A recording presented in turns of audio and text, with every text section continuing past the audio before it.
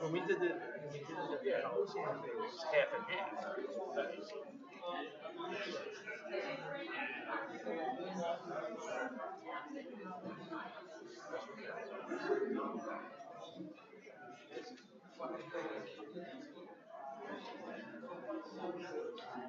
So my son,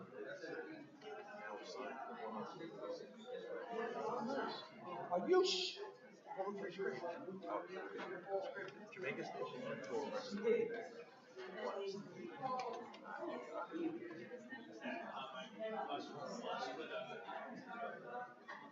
Exciting couple weeks.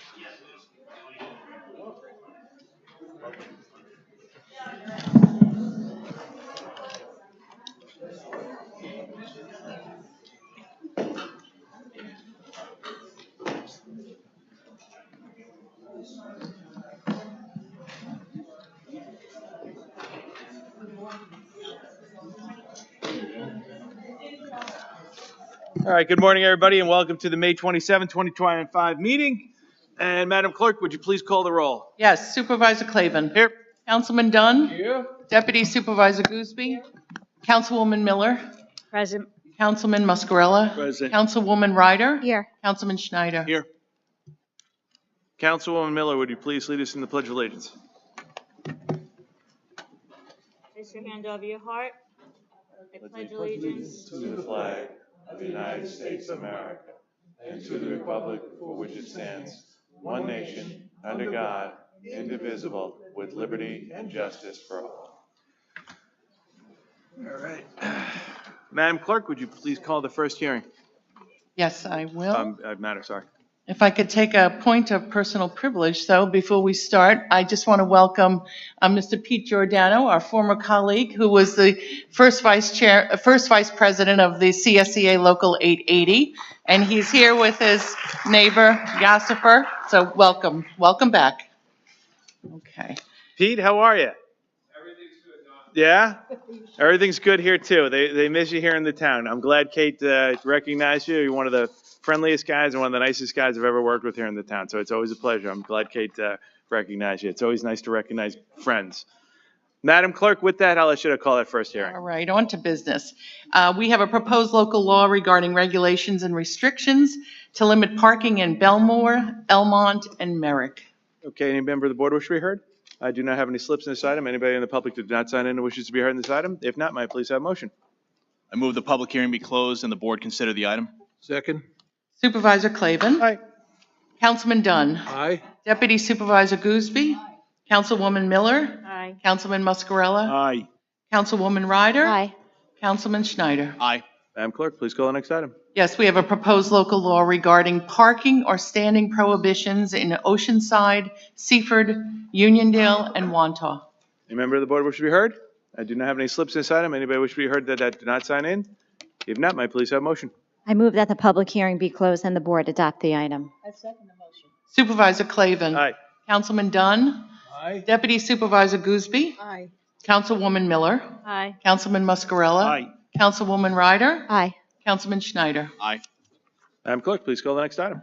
We have a proposed local law regarding arterial stops in Merrick. Any member of the board wish to be heard? I do not have any slips. Any member of the public that wishes to be heard that did not sign in? If not, may I please have a motion? I move that the public hearing be closed and the board consider the item. Second. Supervisor Clavin. Aye. Councilman Dunn. Aye. Deputy Supervisor Gooseby. Aye. Councilwoman Miller. Aye. Councilman Muscarella. Aye. Councilwoman Ryder. Aye. Councilman Schneider. Aye. Madam Clerk, please call the next item. We have a proposed handicap parking on public streets in Belmore, Elmont, and near Valley Stream. Any member of the board wish to be heard? I do not have any slips. Anybody wish to be heard that not sign in on this matter? If not, may I please have a motion?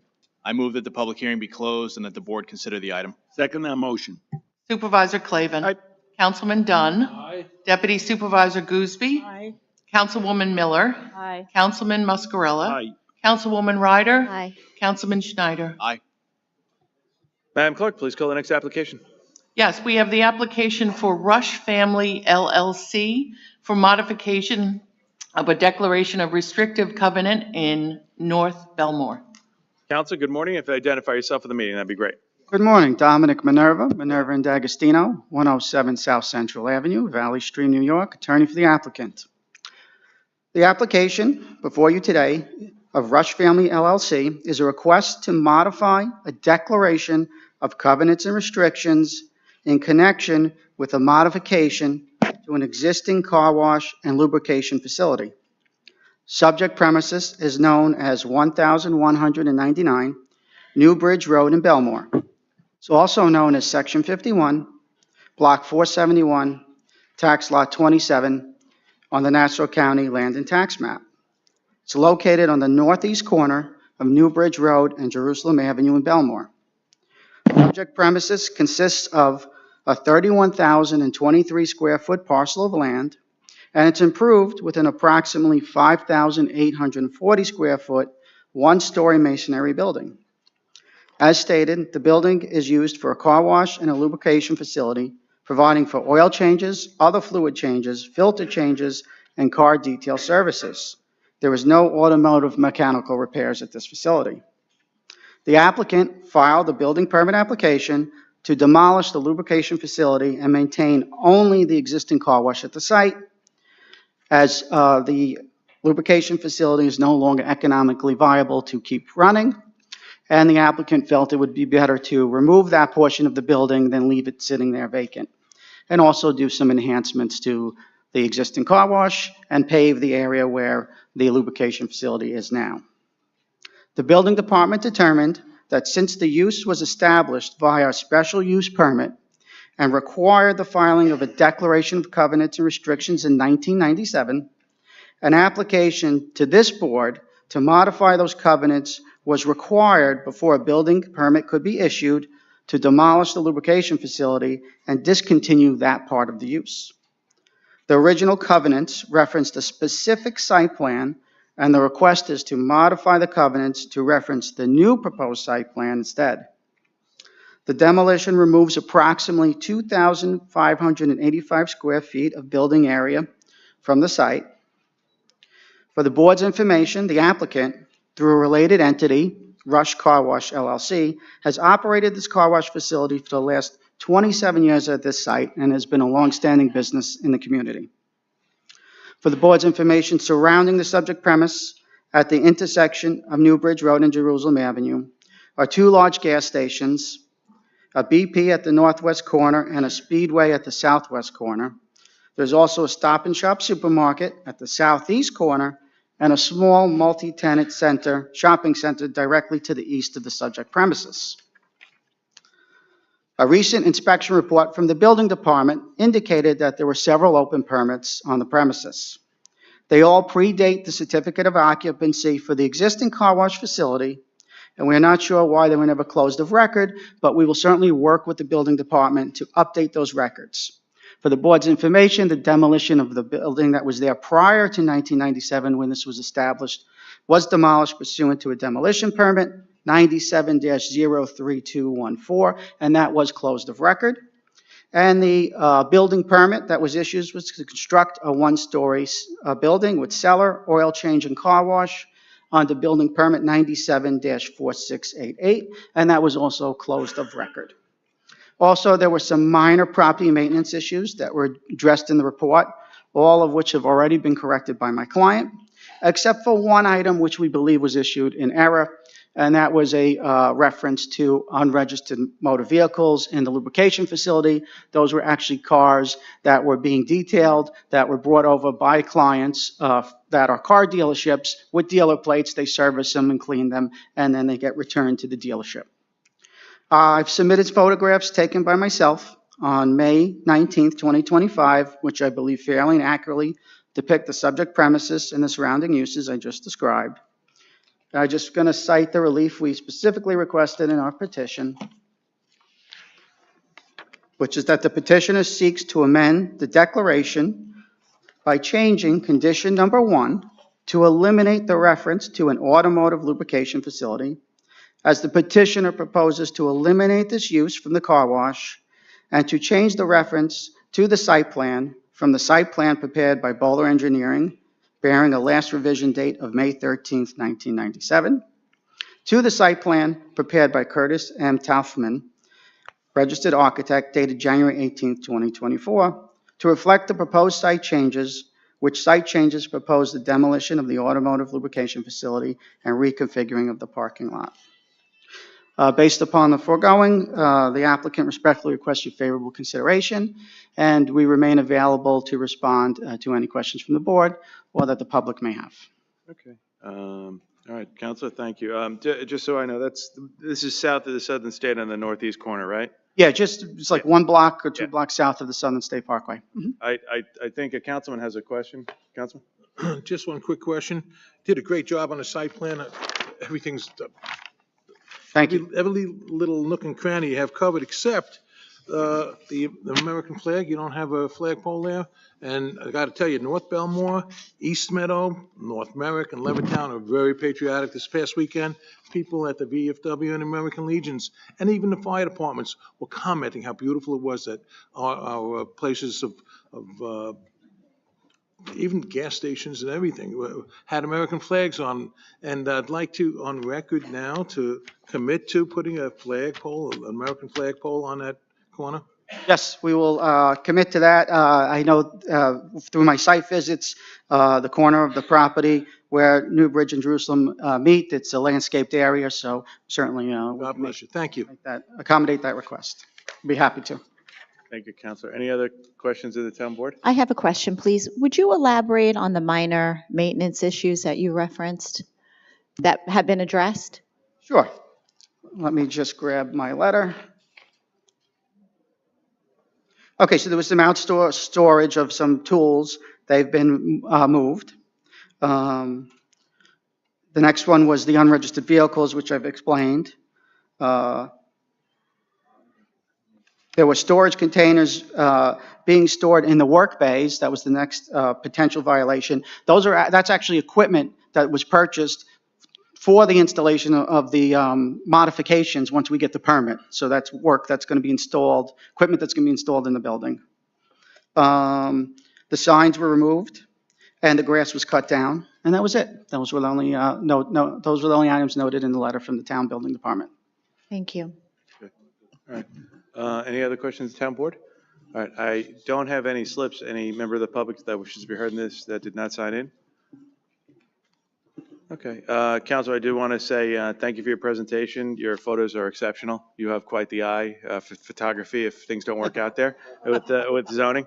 And not to criticize my friend Dennis, but I just want to let you know every one of the board members' districts are very patriotic. It's not just yours. So I'll get sensitive on that. I'm teasing, all right? I thank you, Counselor. And with that, if I could get a motion on the board. First of all, my apologies if I did make that unclear, that we're all patriotic. Oh, no. All the other board members are seething at you. Just, I'm teasing. Well, I move that the public hearing be closed and the board approve this item. Second. Supervisor Craven? Aye. Councilman Dunn? Aye. Deputy Supervisor Gooseby? Aye. Councilwoman Miller? Aye. Councilman Muscarella? Aye. Councilwoman Ryder? Aye. Councilman Schneider? Aye. Thank you, Counselor. Next, can I get a motion on the administrative calendar? Or calling, I'm sorry, get a call on the administration first, sorry, Dan. Yes, on the administrative calendar, we have items 6 through 40. Get a motion? I move that we move the administrative calendar, the number 6 through end. Second. Okay, get a second on it, Dennis? Yes. Yep. Any member of the public wish to be heard? Nobody signed in?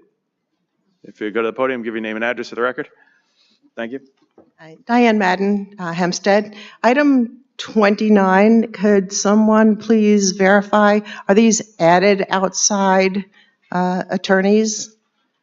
The town has a list and periodically it's updated. We've added a couple of attorneys over the last year or so to help us defend various lawsuits that may occur that need, in a lot of cases, that need special expertise.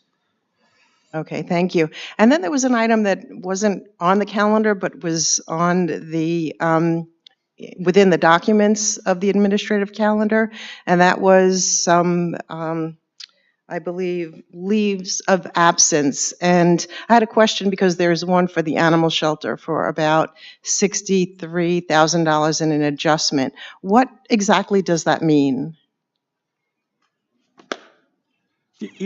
I'm assuming you're talking about the transfers that are associated with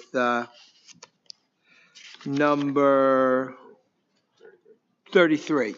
And periodically, people get hired by the town, people retire, we have an incentive going on. Sometimes individuals are transferred. I don't have the specifics as to your specific transfer, but from time to time, they're transferred from other departments. They go from the animal shelter to the clerk's office, from the clerk's office to the controller's office. So that would be Thank you so reflected in that notice. I appreciate that. It's actually not that number. It did not have a number. It just said adjustments, and it had a few departments listed, and specifically, it was the animal shelter for an adjustment on a leave of absence. Well, those are the personnel decisions. So when someone takes a leave of absence, that's a personnel decision. So it would be included in that item? Resolution 33. Okay, thank you. Okay, thank you, Ms. Madden. Anybody else wish to be heard in the administrative calendar? If not, you got a motion? You got a vote? Yeah, I'm sorry about that. Supervisor Clavin. Aye. Councilman Dunn. Aye. Deputy Supervisor Gooseby. Aye. Councilwoman Miller. Aye. Councilman Muscarella. Aye. Councilwoman Ryder. Aye. Councilman Schneider. Make a motion to adjourn? Move that we adjourn. Second. Supervisor Clavin. Aye. Councilman Dunn. Aye. Deputy Supervisor Gooseby. You want to adjourn? Yeah. Oh, yes. Okay. Councilwoman Miller. Aye. Councilman Muscarella. Aye. Councilwoman Ryder. Aye. Councilman Schneider. Aye. Okay, now that the formal portion of the program's over, the town board will remain to listen to residents' comments. Got a couple of people signed in. Susan Blaunett? Okay. Ruth Ann McCormick?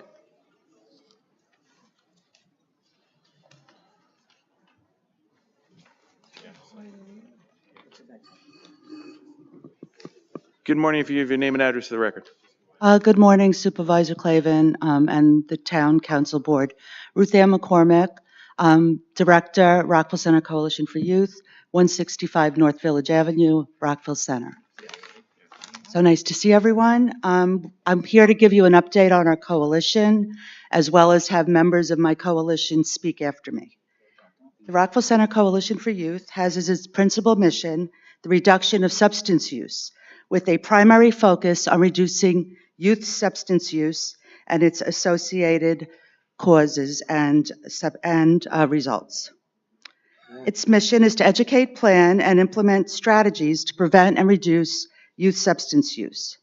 Over the past 10 years, while we created the Rockville Center Coalition for Youth, we engaged with 12 sectors of our community, including government, like many members of the board here. We especially work closely with our law enforcement and our schools to educate our youth and to solve issues when youth are caught using substances or caught disobeying the law. In February, we attended the National Coalition Academy in Washington, D.C., where we also met with our congressmen and our senators. We voiced our needs about what was going on in our communities and how our funding is so important to continue our important work. The CDC just came out with results that overdoses are down nearly 33%. And they said this is due to community organizations like ourselves. Our programs are in jeopardy of losing our funding. And we are fortunate, we're in our 10th year of DFC funding, drug-free community funding. And we just started our first year of Partnership for Success funding, which is in jeopardy of ending in September. Without this funding, we would not be able to reduce overdose deaths in our community and in the whole country. We thank Councilman Lauren Ryder for partnering with us in December for our community presentation, where we spoke about the dangers of opioid misuse and the DEA's One Pill Can Kill strategy, as well as providing with us Narcan training from Dr. Dawn. It was well attended, and we so appreciate your collaboration. We are hoping to continue our funding. I am being scrutinized by TOH. I've become good friends with TOH. They email me constantly asking why I'm drawing down funds, which we have already been approved for through our budget. That was we received actually a 98% on our grant application, and everything is on board. We have to file federal requirements quarterly about where our funds are going and what we are using them for. I think at this point, we would just ask the board to continue your support and to stay with opting out of the legalization of marijuana and the sale of marijuana in the town of Hempstead. Thank you. Ruth Ann, I could say firsthand, I know the good work you've done, and I know that Councilwoman Ryder would signal the same. I've seen it firsthand. You've done great things in the community. It's nice. When I saw that results last week, of the 30% drop. And it is a testament to the great work that you do in the community and as an organization. So I don't want to speak on behalf of the councilwoman, but I think you're always going to have a partner here in the town of Hempstead. Yeah, Ruth Ann, thank you. And for Liz also for all the wonderful work that you do. And we had a great turnout at the event. And also your coalition has attended our Narcan events, which the town of Hempstead is committed to getting a free Narcan kit into the hands of every town of Hempstead resident, and as we go forward with our Narcan trainings. And I'd like to thank you. Your coalition has made a tremendous effort and a tremendous difference within your community. And you can count on the town of Hempstead to continue to support your coalition. Thank you. We look forward to that. Thank you for your great work. Maybe Suzanne came in a little bit late. Suzanne, did you want to talk? Did you come in? No, she'll go last. Okay. All right. Okay. She stepped out then. Elizabeth, you're coming up.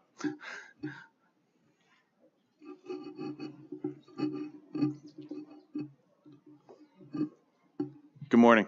Good morning. Thank you for having us today. Supervisor Clavin, thank you for all your support. We're going to miss you, but good luck in your future endeavors. And Laura, you've been a tremendous support. Actually, the whole board has really supported us. As Ruth Ann said, we attend this conference every year in Washington, and we bring back to the community what we have learned. We have a problem in Rockville Center with our youth. We have a bridge. There's a lot of drinking and drugging. We had a group of youth who were tired of this. They then sought spiritual help from our pastor and his associate pastor. And what did they ask them? The pastors asked them, what do you want from us? And you know what they said? We want the truth. Nobody is telling us the truth. And the reason being is you have parents, you have elected representatives in positions of authority that are saying, hey, you know, it's okay to drink. It's okay to get high. Well, it's not. One of the presenters at this conference we were at, it was a Dr. Renee Levy. He was an emergency room physician, and he came up with a number of 9 to 10 problems with marijuana. It's in the report that you have. I urge you to read it. He talked about the addiction, the potency, the effect on mental health, pediatric poisoning. Now, every other week in the paper, we're seeing how, you know, children are devouring these edibles that are poisoning them because of the high potency. The drug driving, okay, there's Assistant DA McCormick from Suffolk County has been spearheading this law. It's not only just the cars, but now we have these e-bikes, the e-scooters, the boating. Just this morning, there was a teenager on a scooter shooting down my block. I don't know if he's stoned or not, but this is something that we're going to have to address since they're motorized vehicles. The physical health, that goes without saying. I mean, it really does affect with the increasing use of cannabis affects the physical health. The drug interactions, you know, there's a polysubstance use that also causes tremendous problems with addiction, psychosis, and also leading to suicide. There's also misleading health claims. Medical is a political definition, not a scientific definition. The product integrity, just because it's legal, they found in California a number of the marijuana products actually had fungus and bacteria in it. So also as far as revenues go, we have towns. Islip is looking to possibly opting in. You cannot talk about revenue until you have a comprehensive data analysis of what the effects are in terms of law enforcement, mental health counseling, emergency room visits. So I do encourage you to proceed with a culture of prevention, stay the course, stay opt-out, and also let's stop the thousands of annual Long Islanders that are winding up in emergency room visits because of the legalization of marijuana. So thank you again for all your support, and please continue fighting the scourge. Thank you. Thank you very much for your great work. And it is interesting when you read some of the studies that are suddenly being released showing the effects of marijuana on youth, aging, and mental health. So it is interesting they happen to be released after the fact the legislation's been passed. But I think you have some solid people up here that stand committed with you for the concerns of our youth and our communities. Not going to speak for everybody on the board, but I think we're pretty much even-minded on that. Thank you, Liz. Thank you for your continued work. Susan, did you come in? I thought I saw you, Susan, come in a little bit late.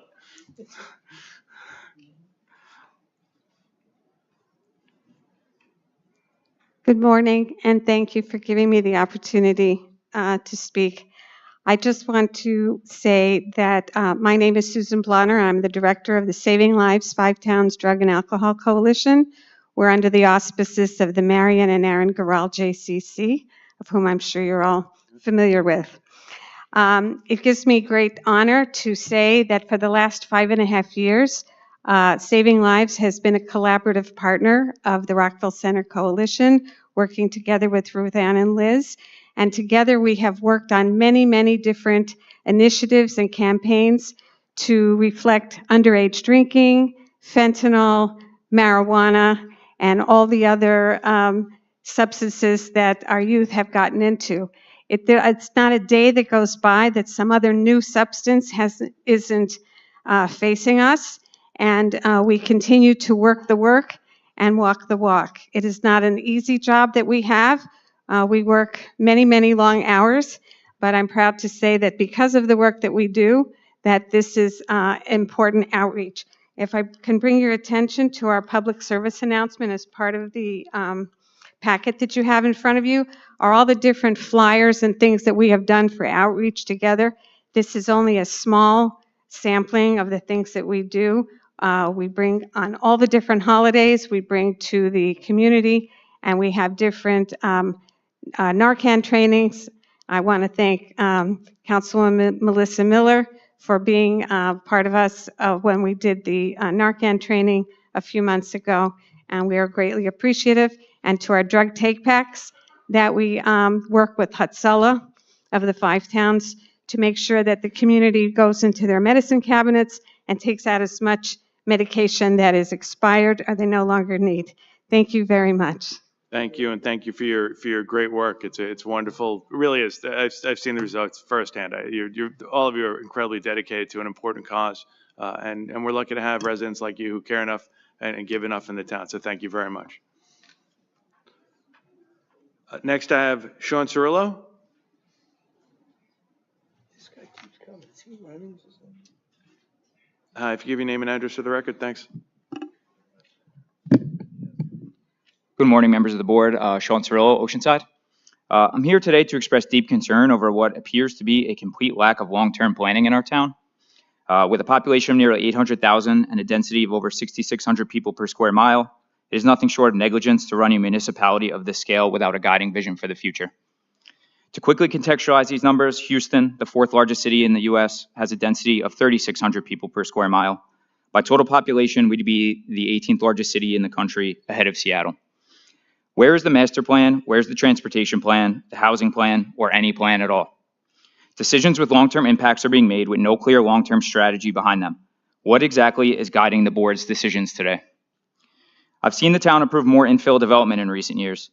And while this is a helpful step towards addressing our housing crisis, it has not been matched with any improvement to mobility. Increased density brings increased transportation needs, yet the town has done nothing to proactively address them. I'd like to be clear that I'm not against this type of development.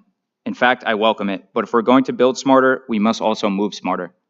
Traffic congestion is already a daily burden, and according to projections from the Federal Highway Administration, it will only continue to get worse. Ignoring other forms of transportation is only exacerbating the problem. Walkability, bicycle infrastructure, and public transportation continue to be ignored or underfunded. We have the density to support this type of development, of this type of infrastructure, and building out these types of networks will have a positive effect on congestion. It has been proven over and over in communities across the country. In addition, The overly conservative policies of the town's engineering department are reinforcing the worst habits of drivers. Instead of designing safer, slower, and more people-focused streets, we continue to see road designs that prioritize speeding and vehicle throughput over safety and livability. Just look at the roads that surround this building. Why are roads repaved without any thought about how they could be improved? Why is there such resistance to adopting more innovative engineering practices that are being successfully used in cities and towns across the country? These tools exist, and they work. The refusal to even try them is costing our safety, mobility, and degrading our quality of life. Simple safety improvements that would benefit hundreds of daily road users are prevented because one household may need street parking occasionally. Streets are public spaces and should be used in ways that benefit the public, not individuals.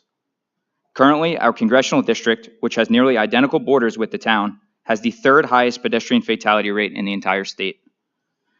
Why are we not addressing this? We're constantly told how this administration cares about public safety, yet this part of public safety is completely ignored. This is not sustainable. We need leadership that understands the connection between land use and transportation and that is willing to plan for a livable, functional, and resilient future.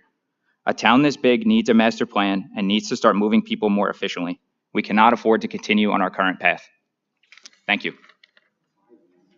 Thank you very much. And just so you know, the roads that are around us are a county road and village road, so I'll be happy to pass along the information to the county and village officials about your concerns on them. Next, I have Diane Madden.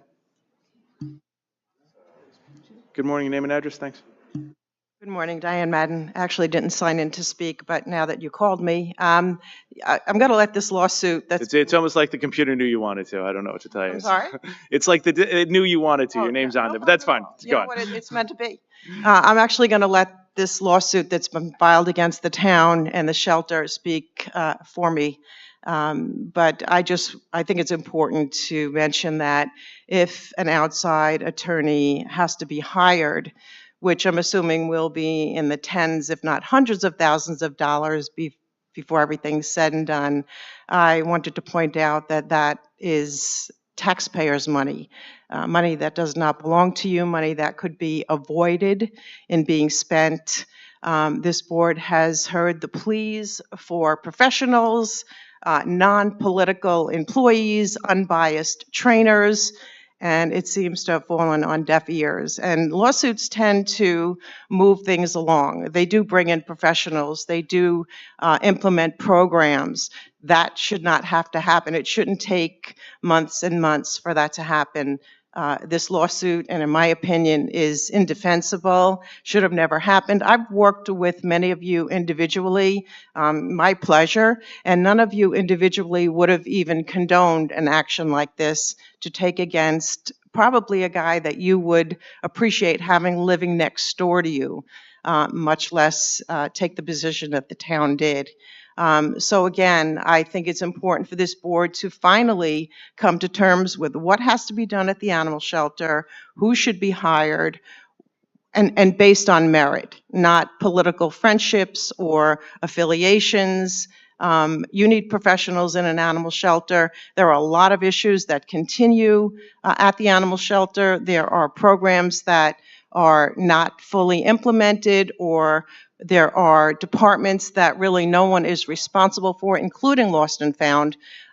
You talk about this township being America's largest township, but the animal shelter has many there are inadequacies left and right that could be prevented. I've been reviewing some of the surrenders. So basically the shelter has turned into a private shelter because they pick and choose the taxpayers' pets, some of them with no other place to go. So when you see probably over 90% of animals coming in as strays to the police department, that means we're paying the police department and animal control because many dogs are being rejected at the door. So you do have a lot of problems there. These are very fixable problems, and they're problems and solutions, actually solutions that have been put before this board. I know Supervisor Clavin, you've made some great attempts and you've had some successes. And again, I ask you to continue that before you go on to your next venture. Thank you.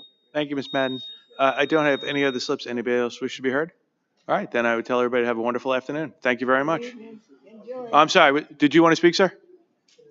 Oh, Commissioner, I'm sorry. The engineer, I'm sorry, Commissioner, you raised your hand. I thought you wanted to speak. Thank you all. Have a great day. Is it 5? Yeah.